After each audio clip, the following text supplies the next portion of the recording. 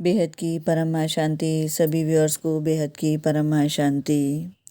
श्रीमद् भगवत गीता के 8वें अध्याय के 21वें श्लोक में प्रभु श्री कृष्ण कहते हैं, अव्यक्तो अक्षरः इत्युक्तस्तमाहु परमां गतिम यम प्राप्य न निर्वर्तन्ते तद्धाम परमम मम।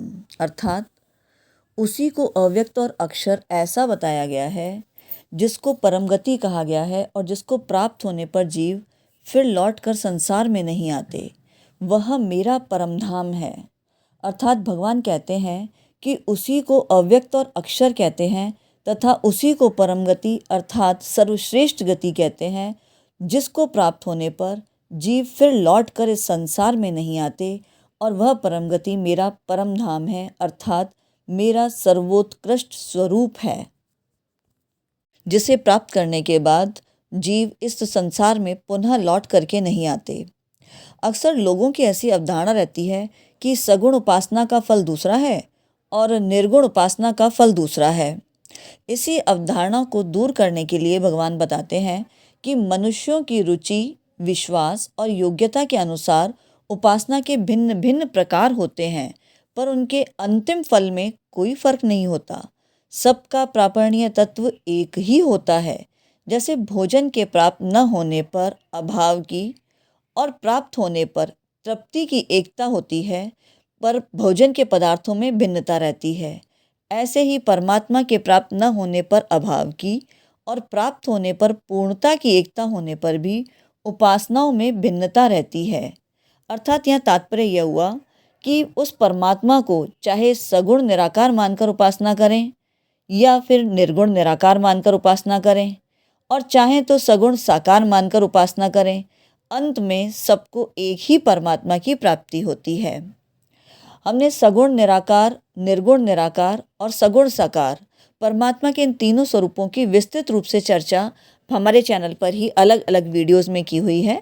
अगर आपने वो वीडियोस नहीं देखे हैं तो आप हमारे चैनल पर उन वीडियोस को भी देख सकते हैं, जिससे विस्तृत रूप से आप इनका अर्थ जान सकें कि परमात्मा का सगुण निराकार स्वरूप किस प्रकार से होता है एंड निर्गुण निराकार और सगुण साकार इन स्वरूपों में क्या भिन्नता है और क्या एकता है और किस प्रकार इनको प्राप्त किया जा सकता है। आगे भगवान कहते हैं, ब्रह्मलोक आदि जितने भी लोक हैं वे सभी पुनरावर्ती हैं, अर्थात वहाँ गए हुए प्राणियों को फिर लौटकर जन्म मरण के चक्कर में आना ही पड़ता है, क्योंकि वे सभी लोग प्रकृति के राज्य में हैं और विनाशी हैं।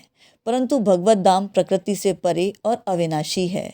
इसको हम इस प्रकार से समझ सकते हैं कि आज मान लीजिए हम अपने घर से निकल करके किसी भी दूसरे राज्य में घूमने फिरने के लिए जाते हैं, तो हम वहाँ पर कितने दिन रह सकते हैं? 2 दिन, 4 दिन, 5 दिन, महीना, 2 महीना, लेकिन हमेशा के लिए हम दूसरे के राज्य में, दूसरे के घर में हमेशा के लिए नहीं रह सकते।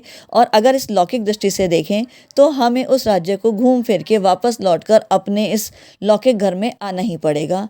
ठीक इसी प्रकार से यही लौकिक अलौकिक के रूप में देखें तो वहाँ भी यही नियम लागू पड़ता है, क्योंकि हम परमात्मा के अंश हैं और इस पृथ्वी पर आए हैं, लेकिन हमारा असली घर तो परमात्मा का परम धाम ही है। अतः जीव को ये याद रखना होगा कि उसे अपने अपने असली घर, अपने असली स्वरूप में लौट कर जाना है। परंतु जीव ये सब कुछ भूल बैठा है और यहाँ प्रकृति के राज्य में, इन लोकों में जो कि विनाशी हैं, यहाँ आकर के उलझ गया है। परंतु जीव का असली घर, असली परमधाम अर्थात भगवत धाम प्रकृति से परे है और अविनाशी है। वहाँ गए हुए प्राणियों को गुणों के परवश होकर लौटना नहीं पड़ता, जन्म लेना नहीं पड़ता। हाँ, भगवान जैसे स्वेच्छा से अवतार लेते हैं, ऐसे ही प्राणी जो भगवत धाम पहुँच चुके हैं, वो भगवान की इच्छा से लोगों के उद्धार के लिए कारक पुरुषों के रूप में इस भूमंडल पर आ सकते हैं। अव्यक्त अक्षर आदि नामों की पहुँच उस प्रापणीय तत्व तक नहीं है, कारण कि वह अव्यक्त, व्यक्त, अक्षर, शर, गति, स्थिति दोनों से रहित निरपेक्ष तत्व है। अर्थात जो असली परमात्म तत्व है वो हर स्थिति से निरपेक्ष है। उसको प्राप्त होने पर जीव लौटकर नहीं आता, क्योंकि उसकी कोई अवधि नहीं है। वो हर काल अवधि से परे है, काल चक्र से परे है, काल के बंधन से परे है। इसीलिए भगवत धाम में पहुँचने पर जीव लौट कर नहीं आता और वो जन्म मृत्यु से मुक्त हो जाता है। आगे श्रीमद् भगवद गीता के ही 8वें अध्याय के 22वें श्लोक में भगवान श्री कृष्ण कहते हैं, पुरुषः स परः पार्थ भक्त्या लभस्त्य अनन्या यस्यांतः स्थानी भूतानि येन सर्वमिदं ततम्। अर्थात हे प्रथानंदन अर्जुन, संपूर्ण प्राणी जिसके अंतर्गत हैं और जिससे यह संपूर्ण संसार व्याप्त है, वह परम पुरुष परमात्मा तो अनन्य भक्ति से प्राप्त होने योग्य है। अर्थात यहाँ भगवान बताना चाहते हैं कि परमात्मा के अंतर्गत संपूर्ण प्राणी हैं और परमात्मा संपूर्ण संसार में परिपूर्ण है। संसार में परमात्मा और परमात्मा में संसार, इस पर भी हमने विस्तृत रूप से एक वीडियो में चर्चा की है, वो भी हमारे ही चैनल पर उपलब्ध है। यदि आपने वो वीडियो नहीं देखा है तो आप उसे भी देख सकते हैं, जिससे कि यह जानकारी भी आपको विस्तृत रूप से मिल सके। आगे भगवान कहते हैं कि मेरे सिवाय किसी की भी स्वतंत्र सत्ता नहीं है, सब मेरे से ही उत्पन्न होते हैं और मेरे में ही स्थित रहते हैं और मेरे में ही लीन हो जाते हैं, अतः सब कुछ मैं ही तो हुआ। वे परमात्मा सर्वोपरि होने पर भी सब में व्याप्त हैं, अर्थात वे परमात्मा सब जगह हैं, सब समय में हैं, संपूर्ण वस्तुओं में हैं, संपूर्ण क्रियाओं में हैं और संपूर्ण प्राणियों में हैं।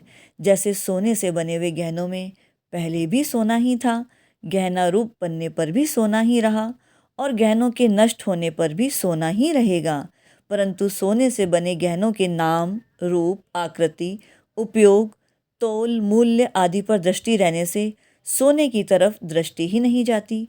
ऐसे ही संसार के पहले भी परमात्मा थे, संसार रूप से भी परमात्मा ही हैं और संसार का अंत होने पर भी परमात्मा ही रहेंगे, परंतु संसार को 5 भौतिक तत्व ऊंच नीच, छोटा बड़ा, अनुकूल प्रतिकूल आदि मान लेने से परमात्मा की तरफ दृष्टि ही नहीं जाती। वह परम पुरुष परमात्मा अनन्य भक्ति से ही प्राप्त होता है।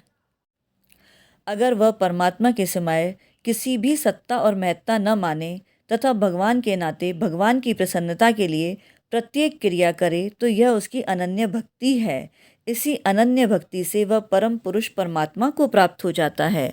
यहाँ भगवान बता रहे हैं, अनन्य भक्ति का अर्थ बता रहे हैं और परमात्मा प्राप्ति का रास्ता भी बता रहे हैं अर्जुन को कि किस प्रकार से जीव भटक जाता है, लेकिन अगर वो जीव वापस अपने रास्ते को पहचाने और किसी की भी सत्ता महत्ता को न मानते हुए वो सिर्फ उस परम तत्व की प्राप्ति के लिए भगवान के नाते भगवान की प्रसन्नता के लिए ही प्रत्येक क्रिया करे, तो यही उसकी अनन्य भक्ति का उदाहरण है और अनन्य भक्ति से वह उस परम पुरुष परमात्मा को भी प्राप्त कर सकता है।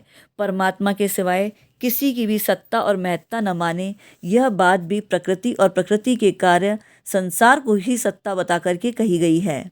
मनुष्य के हृदय में एक परमात्मा है और एक संसार है, यह बात बसी हुई है।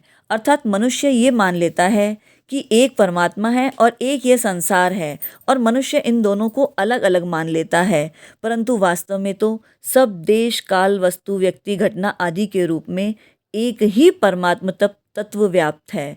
जैसे बर्फ, ओला, बादल, बूंदें, कोहरा, ओस, नदी, तालाब, समुद्र आदि के रूप में एक जल ही तो है, ऐसे ही स्थूल, सूक्ष्म और कारण रूप से जो कुछ भी इस संसार में दिखाई देता है वह सब केवल परमात्मा तत्व ही है।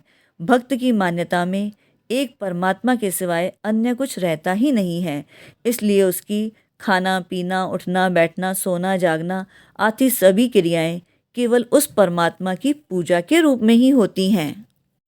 अर्थात भक्त कोई भी लौकिक क्रिया करता है तो उसमें परमात्मा की पूजा को मानते हुए ही करता है, परमात्मा की सेवा को मानते हुए ही करता है और यही उसकी अनन्य भक्ति का उदाहरण है। भक्त जो कुछ भी करता है वो यही मानता है कि ये सब कुछ उस परमात्मा को ही समर्पित है और उसी का ही किया हुआ है, उसी का ही कराया हुआ है। भक्ति को अनन्य कहने का तात्पर्य है कि भक्ति के साथ थोड़ा भी जड़ता का अंश, अहम का संस्कार, अपने मत का संस्कार न रहे, अर्थात किसी भी तरफ किंचित मात्र भी किसी भी प्रकार का कोई खिंचाव न रहे। सब कुछ भगवान ही है, ऐसा अनुभव करना ही अनन्य भक्ति है। सब कुछ भगवान का ही दिया हुआ है, भगवान का ही कराया हुआ है और भगवान के लिए ही है, ऐसा मानना, ऐसा अनुभव करना ही अनन्य भक्ति है। सुख की वासना तो एक ही है, पर सुख सामग्री की तारतम्यता अनेक लोकों में है। ब्रह्मलोक तक का सुख भी आकृष्ट न करे, यहाँ तक कि अपनी स्वाधीनता मुक्ति का सुख भी संतुष्ट न कर सके, तब अनन्य भक्ति की प्राप्ति होती है।